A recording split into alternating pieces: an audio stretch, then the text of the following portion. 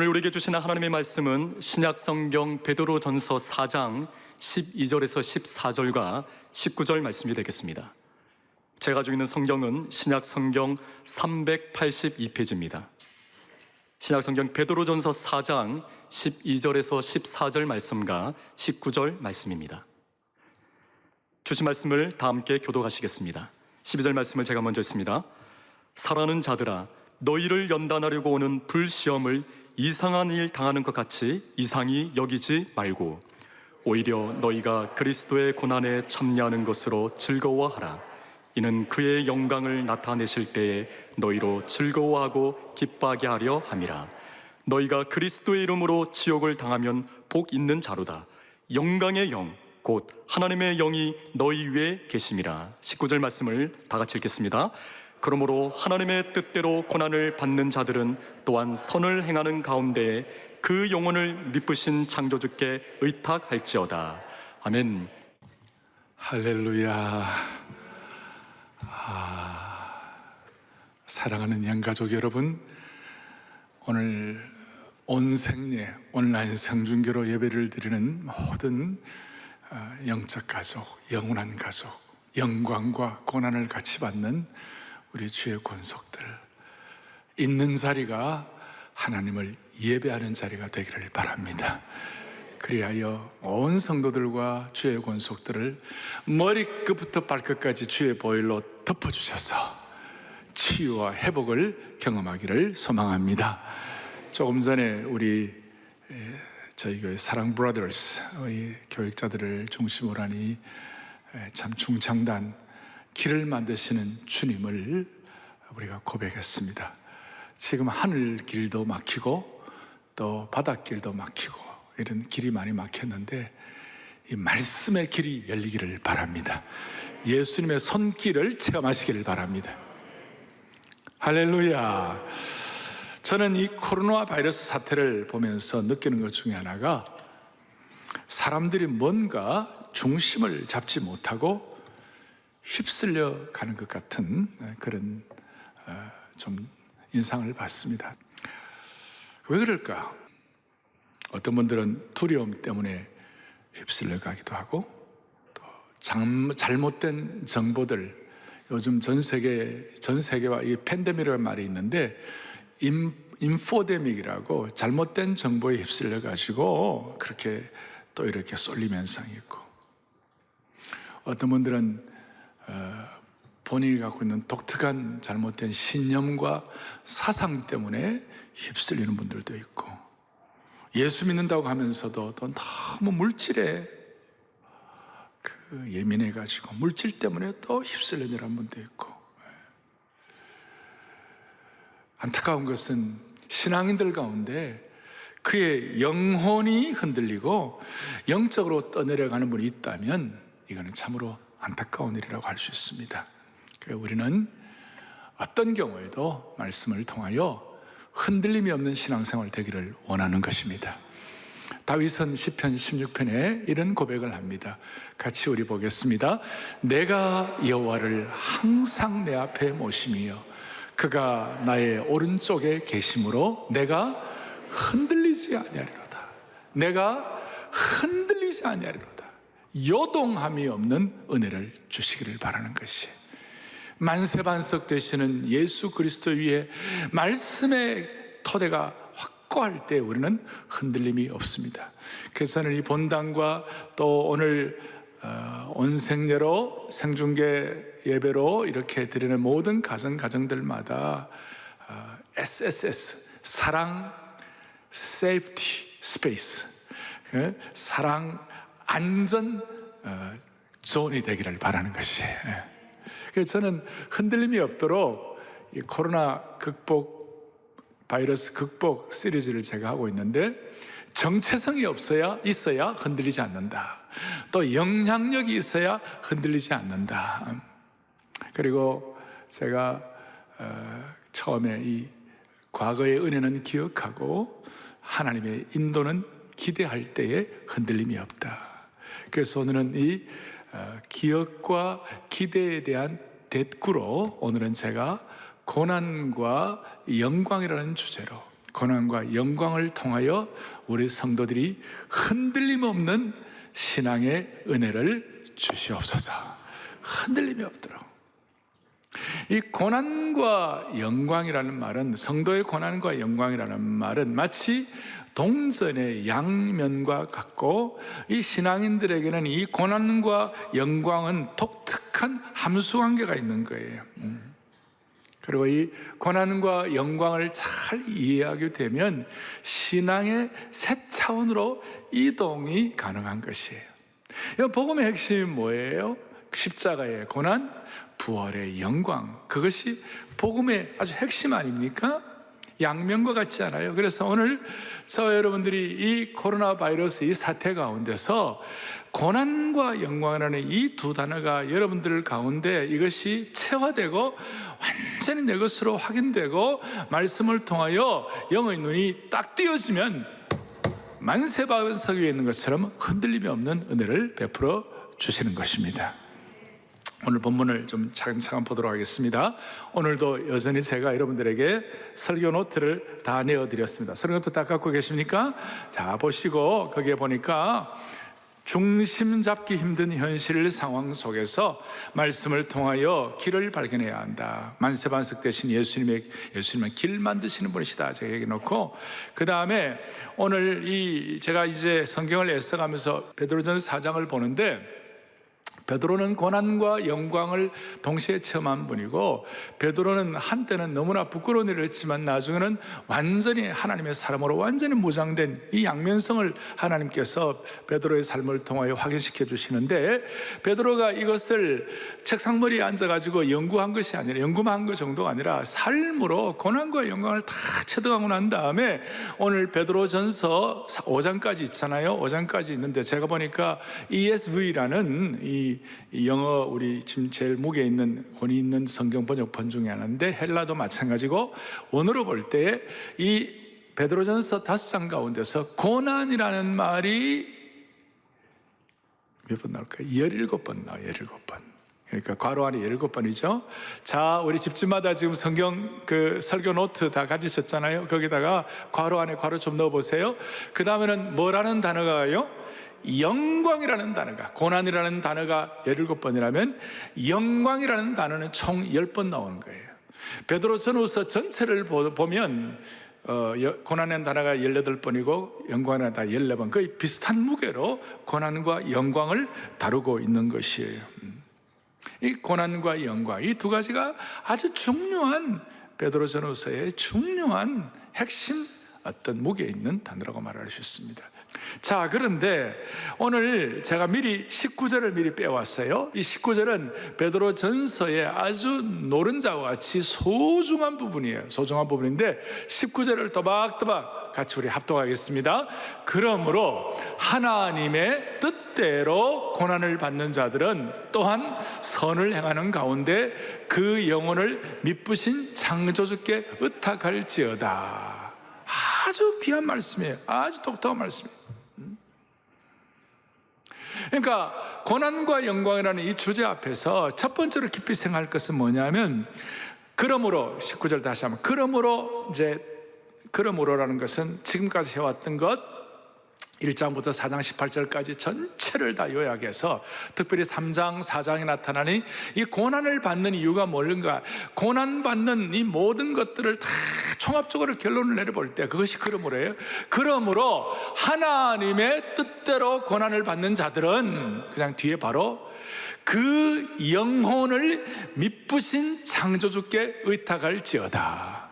그러니까 고난받는 자들은 우리의 영혼, 우리의 삶을 미쁘다는 말은 믿을만하다, 신뢰할 만하다, 한결같으시다, faithful하시다, 한결같이 신실하신 분이시다, 그 한결같은 창조주께 내 삶을 의탁하게 되는 것이에요. 이렇게 말할 수 있습니다. 고난을 통하여 우리는 새로운 삶의 방식으로 들어가는 것이에요. 그게 첫 번째 우리가 성도의 고난은 새로운 삶의 방식을 갖게 하는 것입니다. 새로운 라이프 스타일, 새로운 삶의 방식으로 들어가게 하는 것이에요. 오늘 저와 여러분이 당하는 수많은 고난들, 그리고 한국교회가 당하는 고난들, 또 우리의 삶의 지나간 여정 가운데 일어났던 수많은 고난들은요, 지나놓고 보면 신앙적으로 새로운 삶의 방식을 갖도록 만들어주시는 것이에요. 근데 그 새로운 삶의 방식이 뭐냐? 미쁘신 창조주 하나님께 내 삶을 의탁하게 하시는 것이에요. 여기 보니까 창조주 하나님이라는 말이 신약에서는 이곳에만 유일하게 나와 있는 것이에요. 그러면 창조주 하나님이라는 말이 왜 소중한가? 창조주라는 말은 우리가 성경 시작할 때 창세기 1장에 태초에 하나님이 천지를 뭐 하셨다고요? 창조하시니라. 그러니까 하나님은 창조의 하나님이다. 그 하나님이 창조의 하나님이란 말은 어떤 뜻인가? 하나님이 우리의 삶의 모든 것을 창조하셨으니 하나님이 우리의 삶의 주권자가 되신다. 하나님 우리의 주인이 되신다.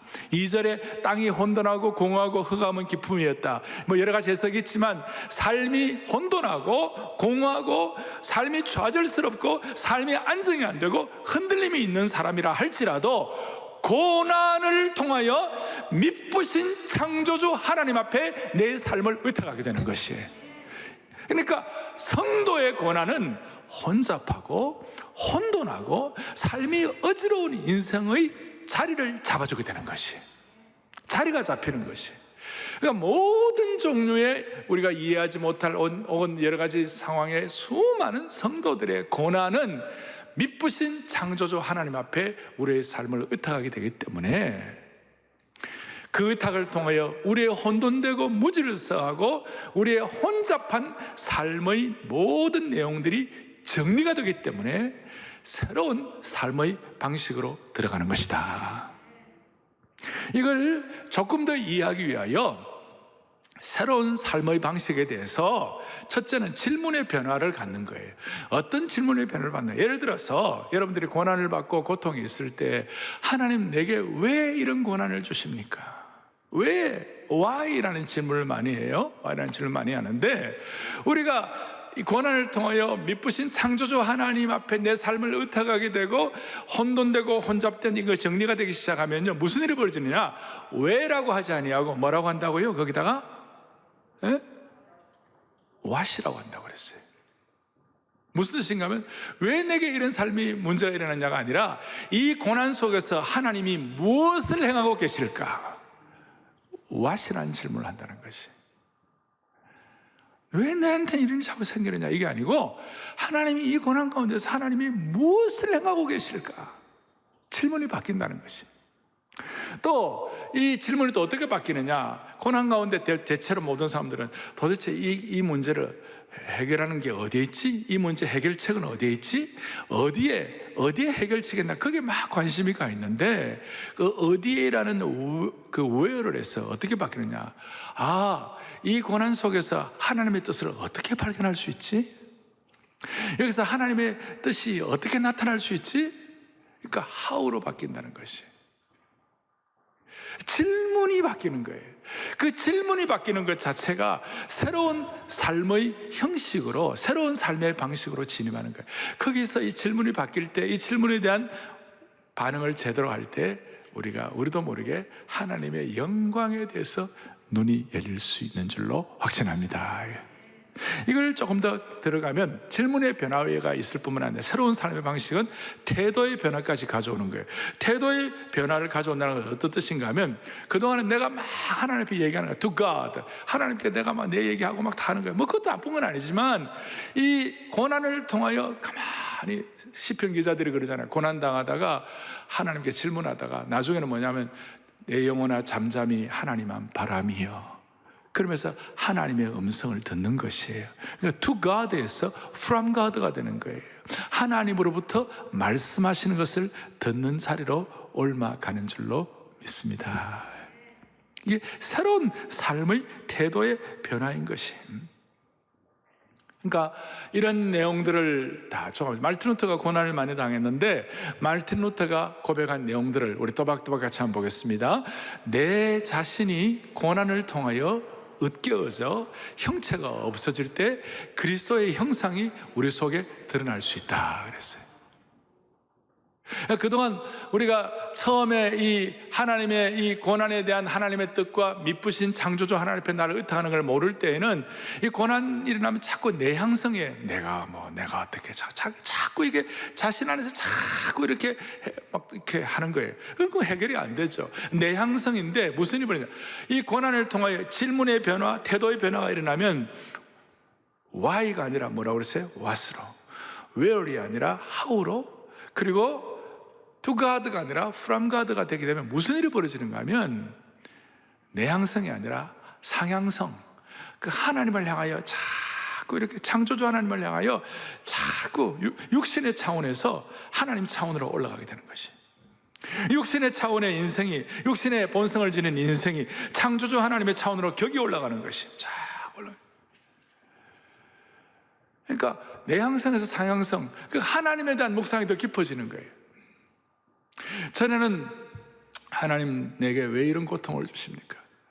어떻게 이럴 수가 있습니까? 막 그 왜라는 질문을 막 하다가 하나님을 향한 상향성으로 올라가게 되니까, 하나님에 대한 묵상이 되니까, 이 가운데 하나님의 뜻이 어떻게 나타났는가 그걸 정리를 하게 되니까 Is God good or not?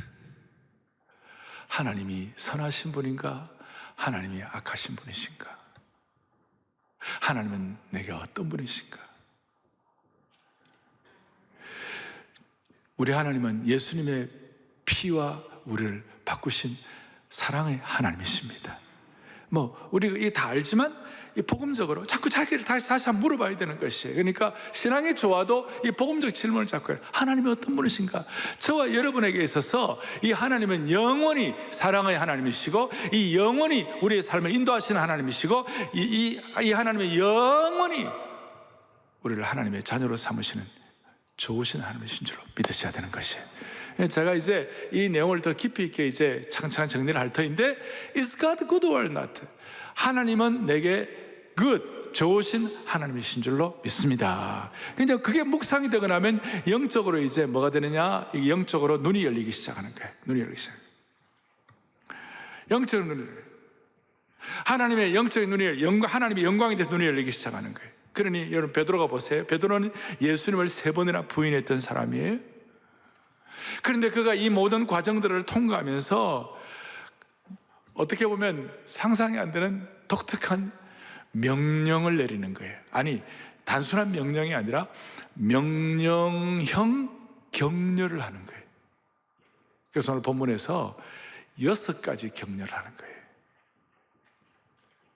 미쁘신 하나님께, 창조주 하나님께 고난을 통하여 나를 의탁하게 되면, 고난을 당하는 너희들은 미쁘신 창조주 하나님 자신을 의탁하라, 이런 새로운 삶의 방식에 들어가면 Y에서 How로 바뀌는 사람은, Where에서 What으로 바뀌는 사람은 하나님 앞에서 이런 명령형 격려를 받는 거예요. 첫째, 고난 이상하게 얘기하지 말라. 12절에 불시험과 고난 이상하게 얘기하지 말라. 그 다음에 13절에 뭐라? 고난에 참여하는 것을 뭐하라? 즐거워하라. 계속해서 15절에 보니까 그러나 고난도 악행이나 엉터리 잘못으로 고난 당하지 말라. 그 다음에 계속해서 16절에 그리스도의 고난을 받으면 부끄러워하지 말라. 부끄러워하지 말라. 계속해서 뭐라고 하느냐? 16절에 도리어 그 이름을 하나님께 뭘 돌리라? 영광을 돌리라. 그리고 19절에 뭐라고 말씀하는가? 영혼을 미쁘신 창조주 하나님께 의탁할지어다. 참 놀라운 이 새로운 삶의 스타일로 들어가라는 명령을 하고 계시는 것이. 그리고 희한하게도 미쁘신 창조주 하나님께, 신약에 딱 한 번 나오는 창조주 하나님 앞에 창세기 1장 1절에 천지를 창조하시는 그 하나님께 주권을 드리는 그 은혜를 깨닫게 되면 내 삶의 아집과 자아와 고집과 내 것이 점점 옅어지고 힘 빼기 작업이 일어나는 줄로 믿습니다. 그리고 내 힘이 빼어지면 하나님의 힘이 내게 들어오는 것이, 그럴 때 그 고난을 통하여 하나님의 찬란한 영광에 눈이 열리게 되는 것이. 여러분 그렇잖아요. 운동도요, 힘을 빼야 고수가 되는 거예요. 수영, 이 세상 위치도 그럴진데 하나님의 원리는 더한 거예요. 그래서 하나님은 우리에게 고난을 통하여 힘 빼기 작업을 하게 하신 거예요. 그리고 이걸 진작 미리 깨달으면 미리미리 영광을 볼 수가 있고, 고집 부리고 내 것이 남아가지고 끝까지 앙탈 부리면 막판에 깨닫게 되고, 돌아가시기 직전에 깨닫게 되고. 여러분, 야곱을 잘 아시잖아요. 야곱은 자기가 강한 사람이었고 자기 고집과 자기 프레임이 분명한 사람이었어요. 그래서 뭐 물질 문제 절대 손해 안 보고, 그 다음에 뭐 절대 자기 딱 있는 거예요.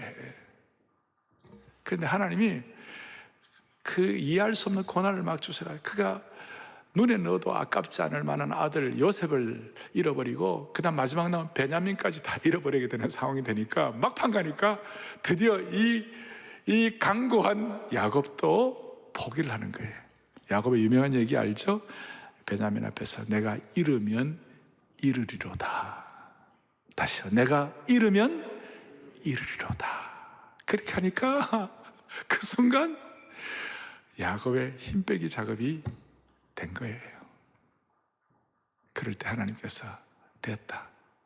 여러분, 야곱이 무슨 뭐 갑자기 성화되거나, 야곱이 갑자기 무슨 뭐 굉장한 그 인격적으로 성숙하거나 그런 거 아니에요. 그냥 힘 뺐어요.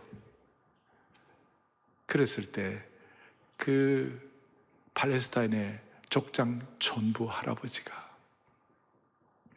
당대 최대의 제국 이집트의 황제를 안수하는, 축복하는 영광을 누리게 된 줄로 확신합니다. 힘 빼기 작업이에요. 이것은 참 신앙적인 독특함이에요. 독특함이에요. 다시요. 초보자는 다 힘이 들어가요. 그러나 성숙할수록 힘이 빠지고 부드러워지는 것이.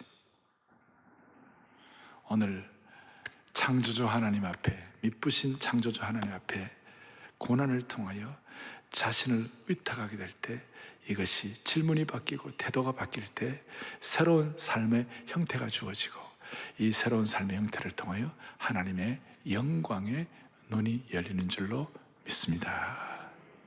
그럼 두 번째로, 좀 더 구체적으로 그러면 새로운 삶의 방식이 뭘까요? 그걸 조금 더 제가 설명을 하겠습니다. 그것이 뭐냐? 12절에 이렇게 나와 있습니다. 12절에 보니까 이렇게 나와 있습니다. 12절, 사랑하는 자들아.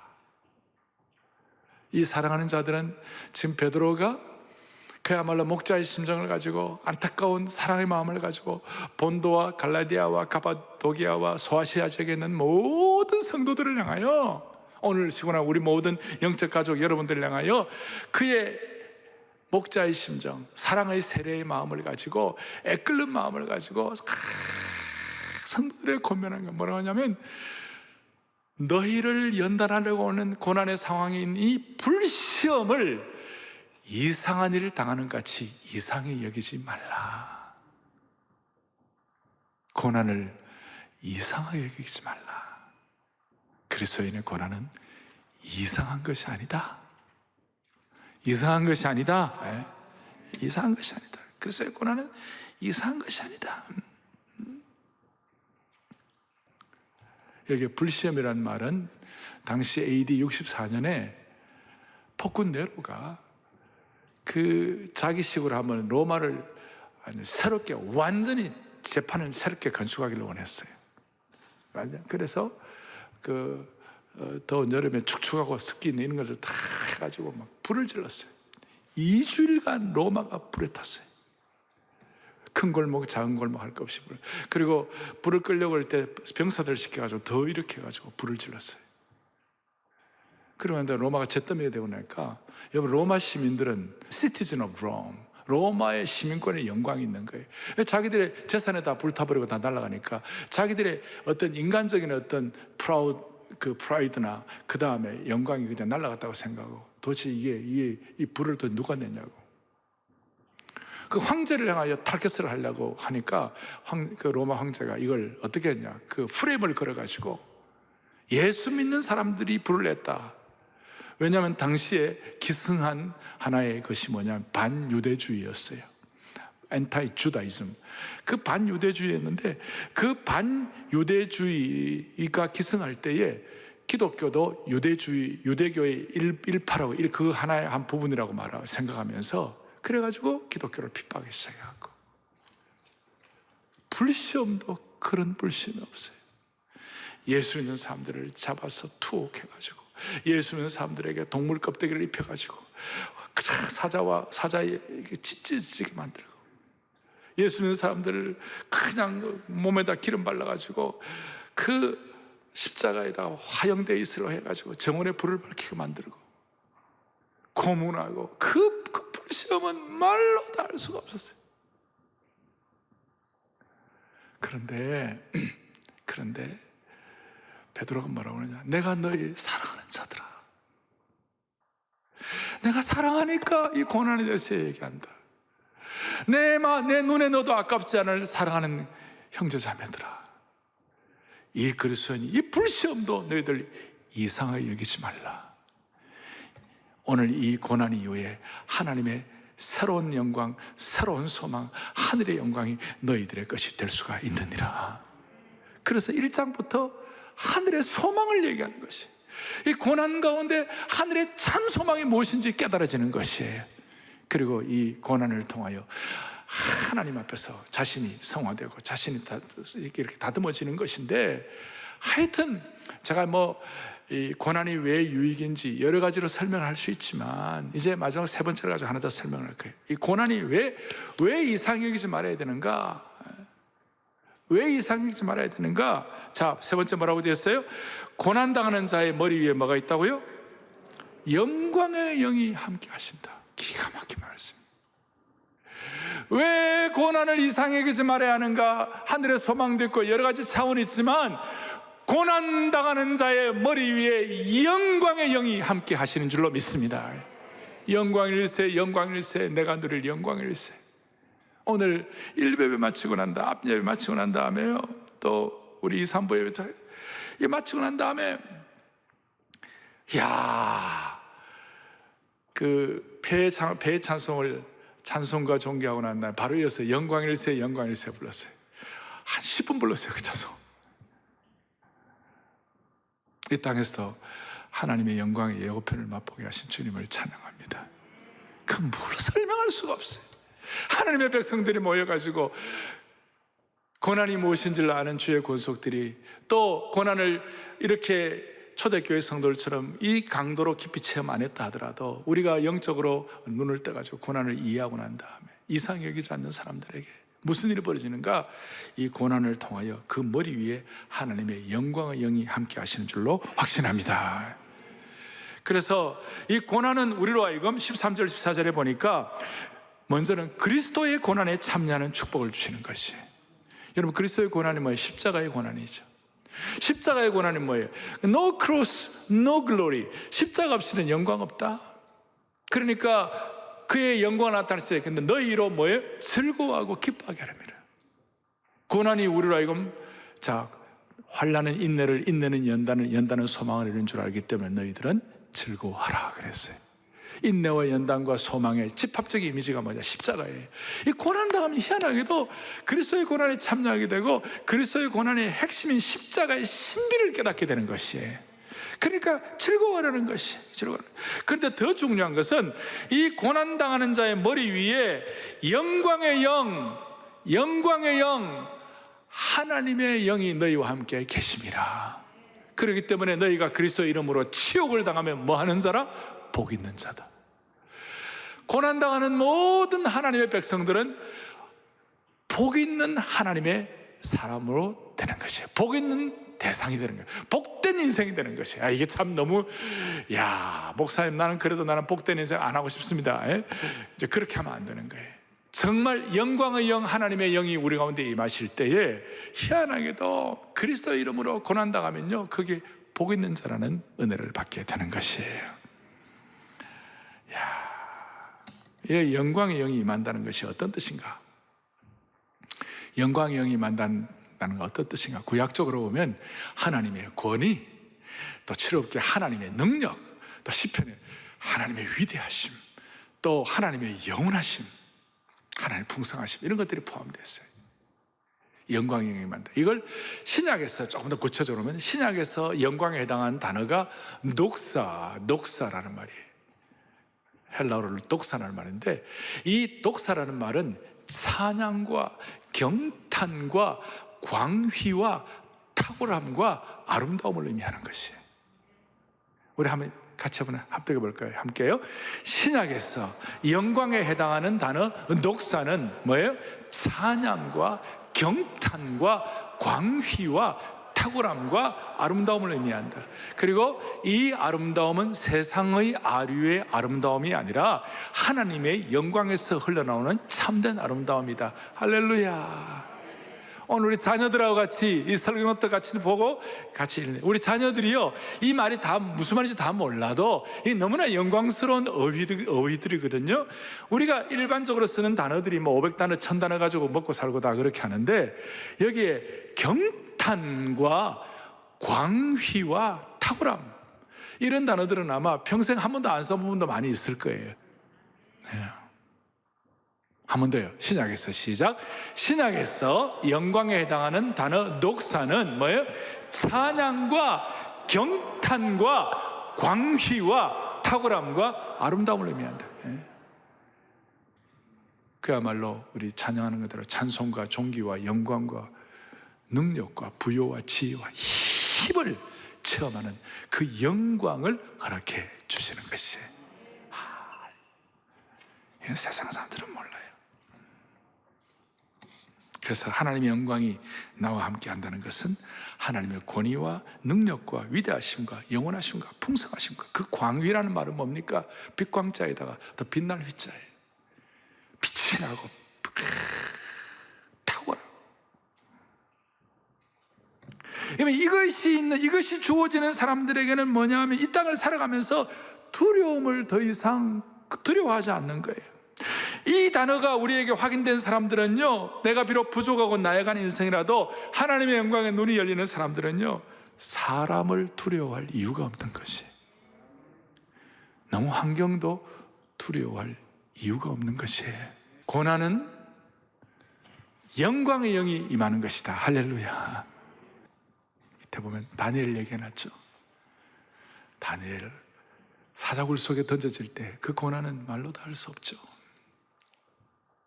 근데 천사가 함께함으로 말미암아 다니엘서 6장에 당대 최대의 제국의 황제가 다니엘이 하나님께 납작 엎드리면서 하나님의 찬란한 영광, 광휘가 나타난 줄로 믿습니다. 그 다음 밑에 제가 스데반 얘기 나왔죠. 스데반은 겉으로 볼 때는 실패자요, 불행자같이 보이는 거예요. 근데 스데반이 뭐예요? 고난당하는 자에게 하나님의 영광이 임한다 할 때 그게 그대로 그 현장에 접목이 돼가지고 스데반을 향하여 돌멩이를 던졌잖아요. 날아오는 돌을 본 것이 아니라 하나님의 영광에 눈이 열려가지고 하늘을 보는 것이에요. 자, 여러분, 날아오는 돌을 보지 말고 하늘을 보시기를 바랍니다. 스데반이 하늘을 볼 때 무슨 일이 벌어졌어요? 우편에 서신 예수 그리스도, 그 주님의 영광을 체험하게 되는 것이에요. 영광일세, 영광일세. 할렐루야. 너무나 성도의 고난을 이상히 여기지 말아야 할 이유는 그 고난을 통하여 뭐가 일어난다고요? 하나님의 영광의 영이 임하는 것이에요. 이럴 때 우리는 사람을 두려워하지 아니하고 환경도 두려워하지 않을 수가 있습니다. 오늘 이 말씀이 여러분들에게 실감이 되기를 바랍니다. 여러분, 지금까지 살아온 동안 고난 겪으셨죠? 고난 없는 분이 어디 있겠어요? 그 고난이 여러분들 허구나 가상이었어요? 아니면 실체였어요? 여러분들이 지금까지 당했던 수많은 어려움들, 또 예수 믿는 것 때문에 당하는 고난들 많았을 텐데, 그것이 허구였어요? 실체였어요? 실체였죠? 마찬가지예요. 앞으로 우리가 얻을 영광도 실체가 될 것입니다. 고난이 가상이 아니라 실체라면 우리가 앞으로 성도의 머리 위에 있는 성도에게 임할 하나님의 영광도 허구가 아니라 실체가 될 것입니다. 여러분, 이 영광의 실체를 붙잡을 수 있기를 바랍니다. 바울이 이걸 깨닫고 현재의 고난은 장차 나타날 영광과 좋게 비교할 수 없도다. 영광의 중한 것과 고난의 경한 것을 비교해보라. 그 영광의 그 무게를 고난의 가벼운 거는 비교가 안 된다. 이 마음으로 여러분들 다시 한번 질문을 바꾸시도록. Why가 아니라 뭐라고요? 응? What으로. Where이 아니라 뭐라고요? How로. 내향이 아니라 뭐예요? 상향으로. 그래, 한마디로 고난을 통하여 미쁘신 창조주 하나님을 깊이 더 깨닫게 되면 내 머릿속에 놓은 하나님이 아니라 고난을 통한 진짜 백이 하나님을 만나게 되는 것이에요. 그러니까 내 머릿속에 제한되고 한정시켜 놓은 하나님이 아니라 고난을 통하여 참된 하나님의 하나님 되심을 선포하게 되는 것이에요. 제가 엘리자베스 엘리엇이라는 분의 얘기를 그렇게 해놓았는데, 엘리자베스라는 분이 본래 성경 번역 선교사였어요. 20세기 초반에. 그래가지고 성경 번역을 다 그 현지인들하고 같이 해가지고 이제 했는데, 제일 자기를 도와주는 현지 조력자가 총에 맞아 죽었어요. 그리고 강도가 들어와서 자기가 번역한 모든 자료들을 다 훔쳐가 버렸어요. 그러니까 자기 전생애를 투자한 것이 다 날아가 버렸어요. 얼마나 허무하겠어요. 근데 그 이후에 결혼을 했어요. 짐 엘리엇이라는 선교사님하고 결혼했어요. 근데 아시는 대로 짐 엘리엇과 그 다섯 선교사님이 아우카족의 창에 찔려 죽어요. 선교 재회복이 되잖아요. 이런 비극이 어디 있어요? 자기의 전생애를 투자한 건 다 날아가 버리고, 자기의 사랑한 남편이 그 원시인들, 미개인들의 창에 찔려 죽고, 그 고난을 겪으면서 그 엘리자베스 엘리엇이 유명한 고백을 하는 거예요. 뭐라고 고백하느냐? 이런 고백을 읽어보겠습니다. 하나님은 창조주 하나님이시다. 하나님이 내 생각에 따라 움직여 주시길 요구한다면 창조주 하나님을 영광스러운 보좌에서 끌어내리는 것과 같다. 그 이후에 엘리자베스는 내가 생각하는 하나님이 아니라 하나님의 하나님 되심에 대해서 눈이 열리게 된 거예요. 그리고 그 고난과 어려움 가운데서 찬란한 하나님의 영광을 체험하게 된 것입니다. 할렐루야. 그래서 베드로는 이걸 깨닫고, 베드로의 전생애 동안 그 수많은 고난이 있었지만 자기가 당하는 고난은 하나님의 영광의 영이 임하는 것인 줄 알고, 베드로는 나중에 전승에 의하면 영광스러운 고난, 십자가도 예수님처럼 십자가가 아니라 거꾸로 십자가에 못 박힌다, 이런 마음을 가지고 고난에 동참함으로 세상 사람들이 알지 못하는 하나님의 영광의 눈이 열린 축복을 받게 된 것입니다. 한국교회는 다른 어떤 세계의 다른 나라에 비한 고난 자본이 있습니다. 고난 자본의 영성이 있습니다. 이 고난 자본을 통하여 하나님의 영광의 눈이 열리기를 바랍니다. 여러분 개인적으로도 이 고난을 통하여 하나님의 영광의 영이 임하기를 바랍니다. 한국교회가 이 수많은 고난, 또 사랑의 교회와 우리 모두가 이 고난을 통하여 하나님의 찬란한 영광을 목도하기를 바랍니다. 하나님의 영광에 압도당하는 공동체가 되기를 바랍니다. 한국교회가 회복되고 치유되고 한국교회가 다시 부흥하는 것에 대한 여러 가지 설이 있고 여러 가지 계획이 있고 여러 가지 아이디어가, 많은 생각들이 있습니다. 어떤 사람 비판해야 한다, 회개한다, 뭐 다 있습니다만은 저는 한 가지 분명히 알고 있습니다. 그것은 뭐냐? 한국교회는 찬란한 하나님의 영광을 회복해야 한국교회가 회복되는 것입니다. 너무너무 중요한 것입니다. 하나님의 고난을 통하여 찬란한 하나님의 영광을 보아야만 되는 거예요. 서로 찌르고 서로 비난하고 서로 판단하고 서로 손가락질 해갖고는 결코 회복되지 않습니다. 찬란한 하나님의 영광을 체험해야 되는 거예요. 베드로와 바울을 욕한다면, 베드로와 바울을 비판한다면 그들만큼 비판받을 분이 어디 있어요? 베드로는 예수님이 저주한 사람이에요. 그 아마 죽을 때까지 있잖아요. 뒤끝 장렬이에요. 바울도 말할 거 없죠. 스데반을 죽인 사람인데 죽을 때까지 뒤끝 장렬로 비난받아야 되는 거예요. 그런데 이분들이 고난을 통하여 하나님의 찬란한 영광을 체험하니까 그 영광을 통하여 치유되고 회복되게 되는 것이에요. 오늘날 한국교회 내에도 하나님의 영광이 뭔지를 모르는 분들이 너무 많아요. 그냥 책상에 앉아서 그냥 한국교회 이렇다 저렇다 이렇게 하는데 아니에요. 현장으로 내려와야 돼요. 고난을 통하여 목회도 선교도 하나님의 영광이 무엇인지 있잖아요. 그걸 깨달아야 참된 부흥이 일어나게 되는 것입니다. 현장 경험, 영광의 현장 경험. 영광일세, 영광일세. 내가 누릴 영광일세. 고난을 통하여 미쁘신 창조주 하나님께 힘 빼기 작업하고 그 이상 여기지 않는 가운데서 하나님의 영광을 체험하고 영광의 영이 여러분 가정마다 임하기를 바랍니다.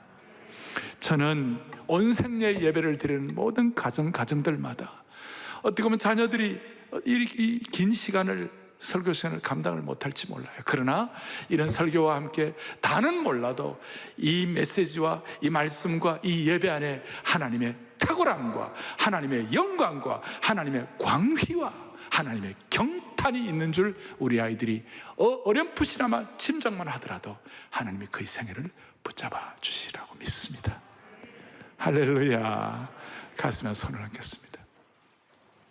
하나님 아버지, 하나님의 영광을 머리로가 아니라 온몸으로 깨닫고 온몸으로 체화하고 온몸으로 감당해내는 귀한 주의 권속들 되게 하여 주시기를 원합니다.